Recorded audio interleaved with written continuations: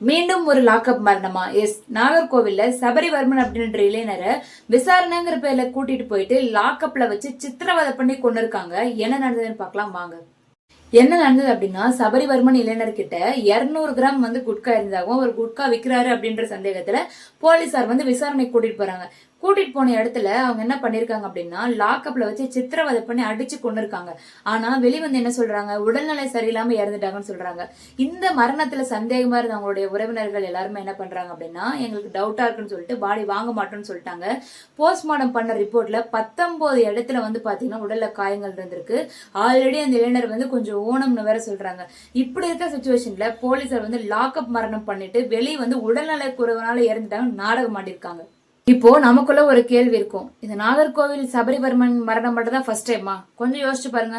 தமிழ்நாட்டுல சாத்தான்குளம் பென்னிக்ஸ் ஜெயராஜ்ல இருந்து சிவகங்கை அஜித்குமார் வரைக்கும் காவல்துறை இந்த காவலில் நடக்கிற மரணங்கள் எத்தனைன்னு யோசிச்சு பாருங்க.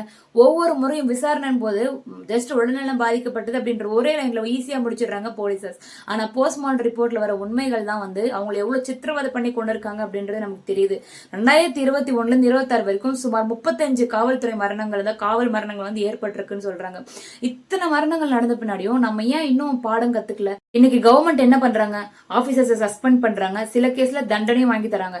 ஆனா காவல்துறையினுடைய அடிமட்ட விசாரணை முறையில மாற்றம் வரல அப்படின்னா இந்த மாதிரி மரணங்கள்லாம் எப்படி குறையும்? சரி, இந்த மாதிரி நமக்கு ஃபியூச்சர்ல நடக்காம இருக்க நம்ம என்ன செய்யணும்? ஒரு விசாரணை அழிச்சிட்டு போன உடனே 24 ஹவர்ஸ் அவங்கள கோர்ட்ல சப்மிட் பண்ணணும். அவங்களுடைய குடும்பத்துக்கு ப்ராப்பரா இன்ஃபர்மேஷன் அப்படிங்கிறது கொடுக்கணும். லாக்அப்ல அத்துமீறல்கள் நடக்குது அப்படின்னா சட்ட வல்லுநர்களுடைய உதவியுடன் நம்ம உடனடியா ஹியூமன் ரைட்ஸ் கமிஷன்ஸ்க்கு ரீச் பண்ணணும். நீதிக்காக ஜாதி மதம் எல்லாத்தையும் கடந்து நம்ம குரல் கொடுத்தா மட்டும்தான் அதிகார வர்க்கம் அப்படிங்கிறது பயப்படும். போலீசர்ஸ் அப்படிங்கிறது பாத்தீங்கன்னா நம்மளை பார்த்தோன்னே பயந்து நடுங்கிறது மட்டும் இருக்கக்கூடாது, ஒரு பாதுகாப்பான உணர்வு அப்படின்றது வரணும். இவ்வளவு ஸ்ட்ரிக்டா இருக்கிற இந்த கவர்மெண்ட்லயுமே இப்படி ஒரு நிகழ்வுகள் நடக்குது அப்படின்னா இன்னும் ஃபியூச்சர்ல யோசிச்சு பாருங்க எந்த மாதிரி எல்லாம் நடக்கிறதுக்கு துணிஞ்ச மாட்டாங்கன்னு. இவ்வளவு ஸ்ட்ரிக்டா இருந்து எப்படி அந்த போலீசர்ஸ்க்கு தைரியம் வந்துச்சு? சட்டத்தை நிலைநாட்ட வேண்டியவங்களே சட்டத்தை கையில் எடுத்து ஒரு மனுஷனுடைய உயிரை பறிக்க எப்படி அவங்களுக்கு தைரியம் வந்துச்சு? யார் அந்த அதிகாரம் கொடுத்தா?